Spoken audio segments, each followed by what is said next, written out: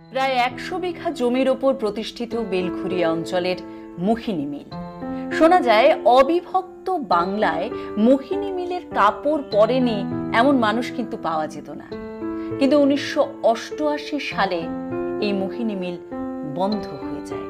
হ্যাঁ, মোহিনী মিলে যখন একটা সময় সেখানকার এমপ্লয়ীদের স্যালারি হতো, একটা উৎসবের চেহারা নিত গোটা মিল এবং তার পার্শ্ববর্তী অঞ্চল জুড়ে।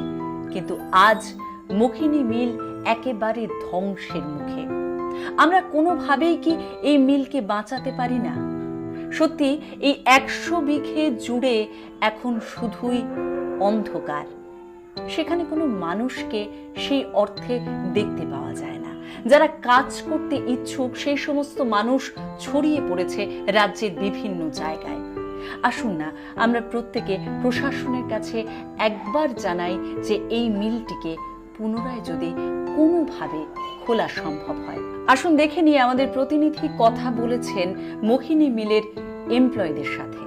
ঠিক তারা কি বলছেন, তাদের চাহিদাই বা কি, আসুন দেখে নিই।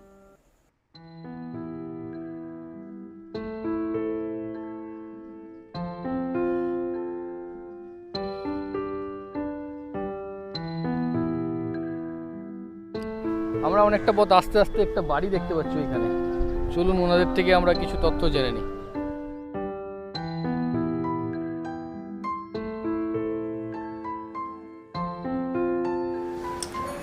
নমস্কার, আমরা সবাই রাজা চ্যানেল থেকে এসেছি।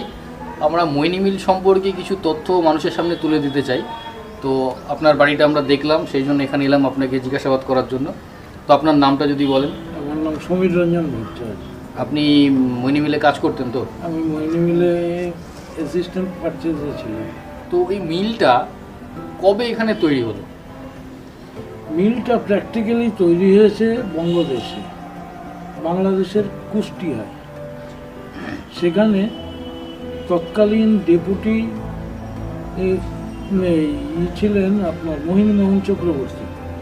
মোহিনীমোহন চক্রবর্তী আমাদের যে স্বাধীনতার যে উত্তাল তরঙ্গটা এসেছিল যে বিদেশি দ্রব্য বর্জন করো এবং স্বদেশি দ্রব্য গ্রহণ করো, সেই স্বদেশি দ্রব্যের কথা মাথায় রেখে উনি উনার নিজের বাড়িতে ছোট্ট করে একটা কারখানা স্থাপন করেন, বস্ত্র শিল্প স্থাপন করেন, যার নাম দিয়েছিলেন মোহিনী মিলস। এই হচ্ছে কুষ্টিয়া। পরবর্তী সময়ে যখন বঙ্গভঙ্গ আন্দোলনটা শুরু হয়ে যায়, এই যে